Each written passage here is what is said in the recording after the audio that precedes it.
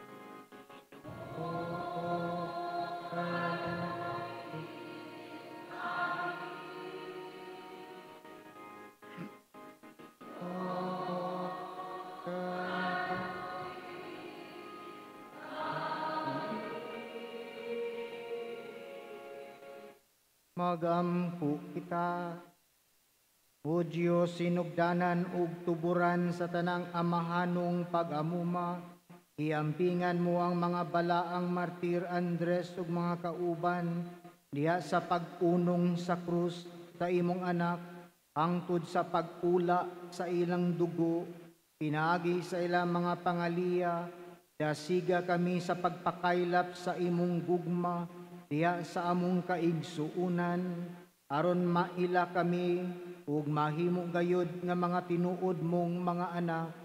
Kini among gipangayo, pinagi sa among Ginoong Hesukristo imong anak, nga buhi ug hari uban kanimo ug sa Espiritu Santo, Dios hangtod sa kahangturan.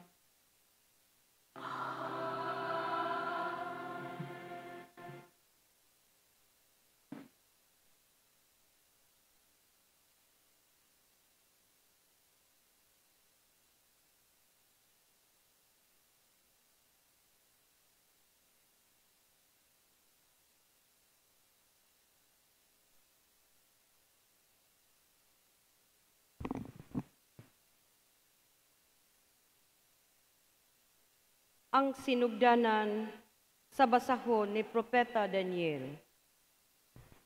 Sa ikatulong tuig sa paghari ni Joaquim sa Huda, misulong sa Jerusalem si Nabucodonosor, ang hari sa Babilonia, ug gilikusan niya kini. Gitugyan sa Ginoo si Joaquim ngadto kang Nabucodonosor, uban sa mga galamiton sa templo sa Dios. Gidala niya kini sa Babilonia, o gibutang sa templo sa iyang Dios sa tipiganan sa bahandi. Unya gisugo ni hari si Aspenas, ang pangulo sa mga eunuko, sa pagpilig mga batanong lalaki nga mga Israelita nga kaliwat sa harianong banay. Kinahanglan nga sila gwapo, maayong panglawas, edukado ug daghang nahibaluan, hait ug salabutan, ug may katakos sa pag-alagad sa palasyo. Gisugo usab si Aspenas sa pagtudlo kanila sa pagbasa ug pagsulat sa pinulungan sa mga taga-Babilonya. Adlaw-adlaw gihatagan sila sa hari sa iya gayong kalanon ug bino. Mulungtad og 3 ka tuig ang ilang pagtuon ug sa pagkatapos niya ng panahona, kinahanglan matubang sila sa hari. Pipila kanilang napili, mao sila si Daniel, si Ananias, si Misael ug si Azarias, gikan sa banay sa Huda. Apan si Daniel dili buot nga hugawan niya ang iyang kaugalingon pinaagi sa pagkaon ug pag-inom sa gidulot kaniya. Busa gihangyo niya ang pangulo sa mga yunoko nga tugutan siya sa dili pagkaon ug pag-inom sa idulot kaniya. Tungod sa panabang sa Dios, gikaluy-an si Daniel sa pangulo sa mga yunoko. Apan giingnan niya si Daniel, "Nahadlok ako sa akong agalon nga maoy nagbuot sa imong kalanon ug ilimnon. Kung makakita siya nga mas niwang ka kaysa mga batanon nga iyang katalirungan, mamiligro ang akong kinabuhi." Unya miingon si Daniel sa mayordomo nga gitudlo sa pangulo sa mga yunoko aron magatiman kaniya ug sa iyang mga higala. "Sulayi kaming imong mga sulugoon sulod sa 10 ka adlaw. Hatagi kamig mga utanon nga among kanon og tubig nga among imnon. Unya tandia ang among panagway ug ang panagway sa mga batanon nga nagkaon sa harianong pagkaon ug sumala unya sa imong makita, buhata kanamo ang imong gusto." Misugot niini ang yunoko. Tapos sa 10 ka adlaw, nakita nga mas maayo silag panagway ug mas tambok kaysa tanang batanon nga mikaon sa harianong kalanon. Busa wala na sila daliti sa mayordomo ug harianong kalanon, kundili mga utano na lamang. Kining 4 ka batanon gihatagan sa Dios sa tanang kahibalo ug kaalam sa pagsabot sa mga basahon, ug si Daniel gihatagan niya hiyas paghubad sa mga pananawon ug sa mga damgo. Sa pagkatapos sa 3 ka tuig nga maoy gitagal sa hari nga paatubangon sila kaniya, gidala sila sa pangulo sa mga yunoko ngadto kang hari Nabucodonosor. Nakigsulti ang hari kanila ug nakita niya nga walay sama kang David, kay Ananias, kang Misael ug kang Azarias. Buot gihimo silang mga alagad sa hari. Ug bahin sa kaalam sa panabot, iyang nakita ngang ilang mga kaalam napulo kapilo kaysa kaalam sa mga salamangkiro ug sa may anting-anting nga sakop sa iyang gingharian. Ang pulong sa Ginoo. Salamat sa Diyos.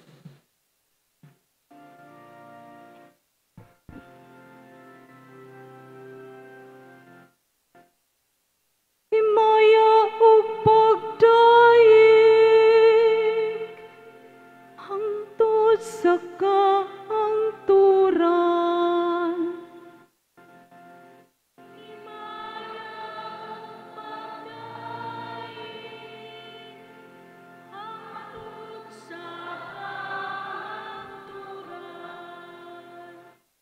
Daigon ikaw, Ginoong Diyos, sa among mga katigulangan.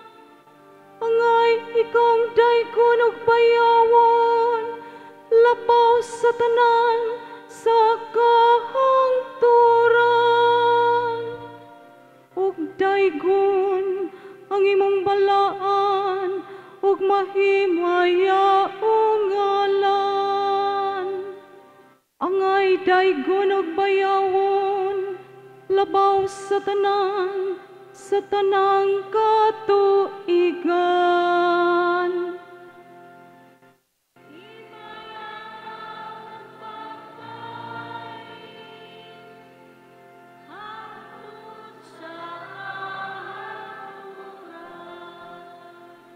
Daygon ikaw diha sa templo, sa imong palaang himaya, angay ikaw daygon ug payawon,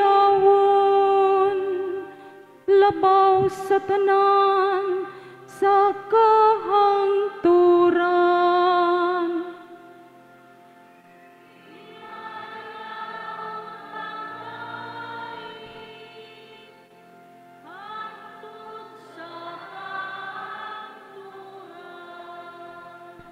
Daygon ikaw diha sa trono, sa imong kingharian, angay ikaw daygon ug payawon, labaw sa tanan sa kahangturan.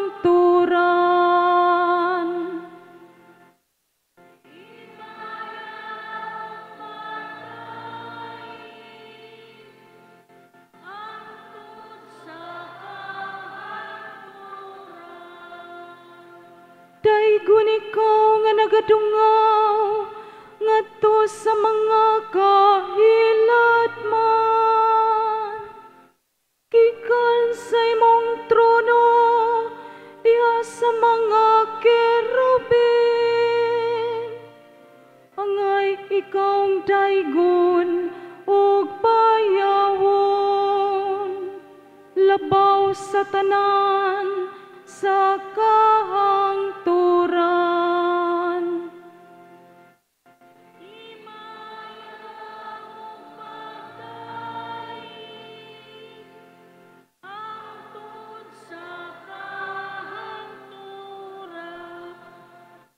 Daygon ikaw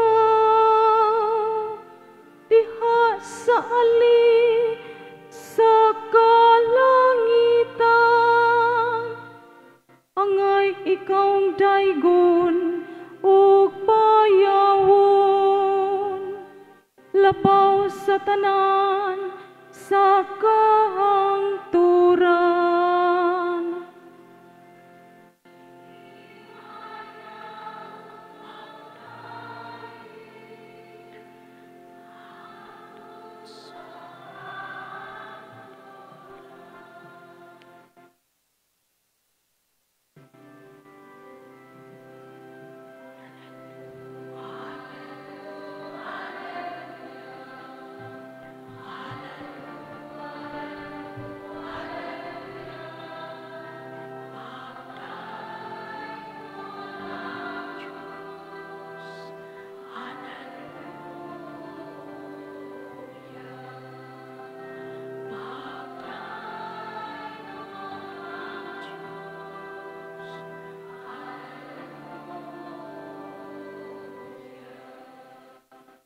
Ang Ginoo mana kaninyo, Manausab kanimo, pinutlogikan sa Ebanghelyo sumala ni San Lucas. himayaon ikaw o Ginoo. Nakita ni Jesus ang mga dato nga nanghulog sa ilang mga gasa sa panudlanan sa templo. Nakita usab niya ang usa ka byuda nga kabus kaayo nga naghulog og duha ka dako. Ug miingon si Jesus, sultihan ko kamo nga kining kabus nga byuda labaw gayud o gikahatag kay kanilang tanan. Kay ang uban naghalad man sa ilang mga gasa nga sobra na sa ilang bahandi. Apan siya bisan pa sa iyang kakabus mihatag sa tanan nga iyang gikabuhian. Ang Ebanghelyo sa Ginoo. Daygon ikaw o Kristo. Tulukan mga butang. Una, gisaysay ni Jesus kining maong istorya nga sa paghalad. Una tong pamalando nga kining byuda nga mihatag og bisag duha ka dako. Apan gilantaw siya nga mihatag sa hilom. Siguro atong lantawon nga mauaw siguro siya sa kagamay sa iyang gihatag. Apan mauning nakanindot nga kumuhatag ta hilom lang unta. Nay daghang higayon nga gusto ta nga ipasigarbo nato ang atong pagtabang ngadto sa isig katao o ang paghalad ba nato alang sa tong panimbahan. Gipainumduman kita nga kung kita mohatag sa hilom lamang. Ikaduha, ang byuda gilantaw usab nato nga kung nihatag siguro siya nga naay kalipay. Duha na kadako gud. Pero iya gyapon gihatag, malipayon siya. Cheerful giver. Mao ning gusto sa Ginoo. Na mga higayon siguro nga mohatag tuod ta pero magbagut-but ta pagkahuman. Ay mga higayon nga masayangan ta sa atong gitabang sa isig katao. Dili. Naton ta nga kumuhatag ta paghatag nga malipayon. Kay importante sa Ginoo unsay naa sa tong kasing-kasing sa tuyo nato sa pagtabang o paghatag. Ikatulo, ang paghatag ning byuda, importante kaayo niya ang kwarta. Kay byuda man siya. Apan iya gyapon gihatag ang duha niya kadako nga siguro dako nagtabang alang kaniya. Busa ang iyang paghatag tanan nga naa niya gihatag niya total no giving. O kung mamalandong ta labi na sa mga santos nga gipasidunggan karon nga mga martir, mihatag sila sa tanan nga naa nila bisan gani ang kinabuhi. Kita bisan sa gagmayng paagi dili siguro tanan no kaning kinabuhi nato gasa man na ang pagka-martir. Pero kung sakripisyo ta sa paghatag, dili unta ta maglantaw no nga unsay baos. Dili ihatag nato ang tanan atong kinabuhi, ang atong panahon, tagaan gyud nato ang Ginoo. Ang unsay naan nato nga grasya, ipaambit unta nato ngadto sa Ginoo pinaagi sa atong isig katao. Busa kining tulo may atong gipangay nga grasya, inaw ta nga kita kanunay makasunod sa atong mga panag-inan nga gisulti ni Jesus nga pagtulunan sa ebanghelyo. Inaw ta nga muhatag ta sa hilom, muhatag ta nga malipayon, muhatag puta ang unsay nadawat nato ngadto sa Ginoo. Ginaot nga pinaagi niini ang Ginoo sab maghatag kanato og madamlag sa tinuod natong ikalipay ang atong kaluwasan ug paglingkod sa bangkete dito sa langit. Hinaot pa unta.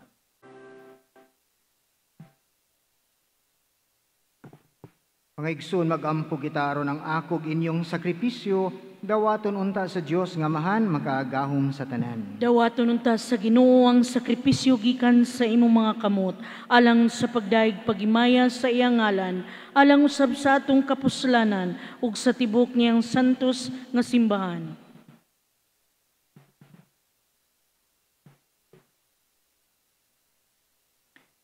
O Ginoo, amahan nga labing balaan, dawata kining among gasa sa among pagpasidungog sa mga pagpasakit sa mga martir sa Vietnam. Taliwala sa mga pag-anto sa kinabuhi, tabangi kami sa pag-unong kanimo ug sa paghalad sa among kinabuhi nga makapahimuot kanimo. Kini among gipangayo pinaagi ning Kristo among Ginoo. Amen. Ang Ginoo maanaa kaninyo. Manausab kanimo. Ibayaw inyong mga kasing-kasing. Amo nang gibayaw ngadto sa Ginoo. Magpasalamat kita sa Ginoo nga atong Dios. Angay ug matarong. Santos nga mahan, Dios nga tunhay ug makaagahom sa tanan, angay matarong gayud nga magpasalamat kami kanimo kanunay ug sa tanang dapit.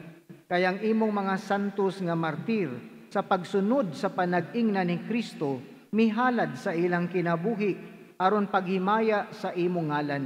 Ang ilang kamatayon, nagpadayag sa imong gahom, nga nagalig-on sa among tawhanon nga kahuyang.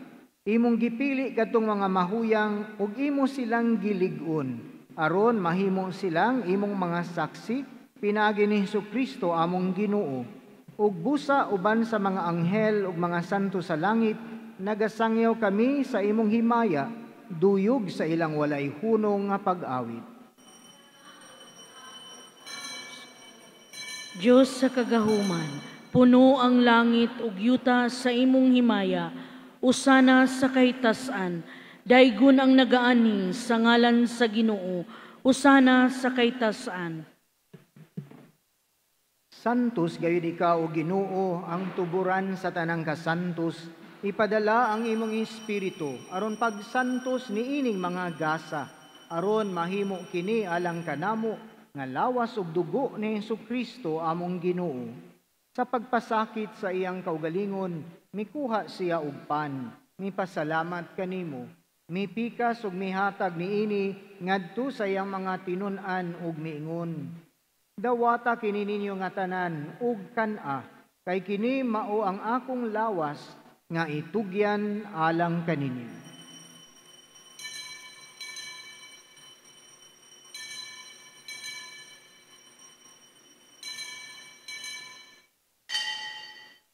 Kasamang paagi tapos ang panihapon, mikuha siya sa kalis, mipasalamat kanimong pag-usab, mihatag niini ngadto sa iyang mga tinun-an ug miingon.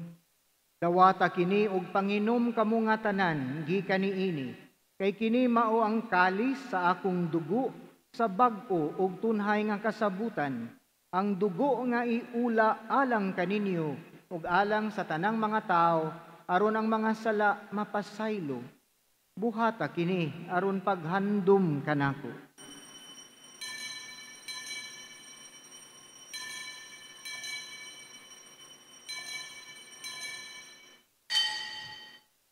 Kini ang misteryo sa atong pagtuo. Si Kristo namatay, si Kristo nabanhaw, si Kristo mobalik ngani. Aron paghandom sa kamatayon ug pagkabanhaw ni Jesucristo, nagahalad kami kanimo Amahan, niningpan sa kinabuhi ug kalis sa kaluwasan. Nagapasalamat kami kanimo tungod kay imo kaming giisip nga angayan nga moatubang ug moalagad kanimo. Himua nga kami nga mga lawat sa lawas ug dugo ning Kristo magkahiusa diha sa Espiritu Santo. Hinumdumi Ginoo ang imong simbahan sa tibuok kalibutan. Himua nga mahingpit kami diha sa gugma uban ni Leo among Santo Papa, tanang mga obispo, mga kaparian ug mga reliyoso. Hinumdumi usab ang amo mga igsuon nga nangamatay, labi na mga kalag nga mong gipahinungdan niining santos nga misa. Malaumon nga mabanhaw sila ug ang tanang mga nangamatay diha sa imong kaluoy, dad-a silang tanan sa pagsudong sa kahayag sa imong naong. Ug kaluy kaming tanan, himua kaming angayan nga makaambit sa kinabuhing tunhay, uban ni Maria ang inahan nga ulay sa Dios, uban ni San Jose iyang bana ug among patron, uban sa mga apostoles ug sa tanan nga mga santos, silang San Andres ug mga kauban, sila nga nagatuman sa imong kabubuton latas sa katuigan, uban kanila amo ikaw nga daygon ug amo ikaw nga himayaon, pinaagi ni Jesucristo imong anak. Pinaagi kaniya, uban kaniya, ug diha kaniya, gihatag nga nha kanimo makagahom nga Amahan, diha sa kahiusa sa Espiritu Santo, ang tanang dungog ug himaya hangtod sa kahangturan. Amen. Mga igsuon, mag-ampo kita sa tong Amahan, gamito nato ang mga pulong nga gitudlo kanato ni Kristo. Hanamo nga nakas sa langit, pagdaygon ang imong ngalan, umabot ka namo ang imong ginharian, matuman ang imong pagbuot, dini sa yuta, maingon sa langit. Ang kalanon namo sa matag adlaw, ihatag ka namo karong adlawa, pasaylua kami sa among mga sala, ingon nga nagapasaylo kami sa nakasala kanamo, ug dili mo kami tugyan sa panulay, hinunua luwasa kami sa dautan. Mangayo kami kanimo Ginoo nga imo kaming luwason sa tanang dautan. Hatagi kami sa kalinaw niining panahuna, aron tinabangan sa imong kaluoy, mahalikay kami kanunay sa sala ug mahilayo sa tanang kasamok, samtang nagapaabot kami nga malaumon sa pagbalik ni Jesucristo among manunubos. Kay imo man ang ginharian, ang gahom ug ang himaya, hangtod sa kahangturan. Ginoong Jesucristo, nag-ingon ka sa imong mga apostoles, ang kalinaw ibilin ko kaninyo, akong kalinaw ihatag ko kaninyo. Ayaw tanawa ang among mga sala, kundili ang pagsalig sa imong simbahan, ug sibo sa imong kabubuton, hatagi kami sa imong kalinaw ug kahiusa, ikaw nga buhi ug hari hangtod sa kaangturan. Amen. Ang kalinaw sa tong Ginoo sa kanunay maanaa kaninyo. Manausab kanimo. Busay pakita nato karon ang timaan sa tong pag-inigsuunay. Kordero sa Dios nga nagawagtang sa mga sala sa kalibutan, kaluy-i kami. Kordero sa Dios nga nagawagtang sa sala sa kalibutan, kaluy-i kami. Kordero sa Dios nga nagawagtang sa mga sala sa kalibutan, hatagi kami sa kalinaw. Mga igsuon, kini mao ang kordero sa Dios nga nagawagtang sa mga sala sa kalibutan. Bulahan kita nga gidapit alang sa bangkete sa Ginoo. Ginoo, dili ako angay nga mukalawat kanimo, apan ipamulong lamang ug mamaayo ako.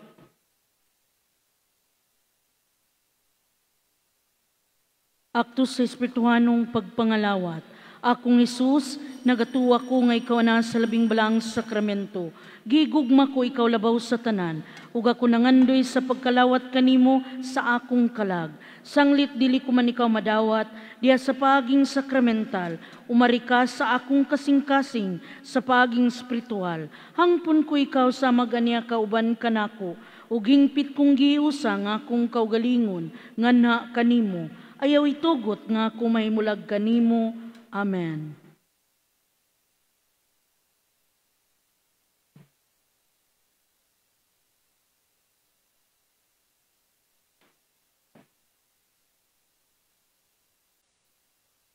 Pagampo kita. Kami nga gialimahan sa usakapan nga among gidawat niining pangilin sa mga balaang martir. Nangamuyok kami kanimo Ginoo nga magpabilin kami sa imong gugma ug pinaagi sa pagpailog makadawat unta kami sa ganti nga imong gisaad. Kini among gipangayo pinaagi ni Kristo among Ginoo.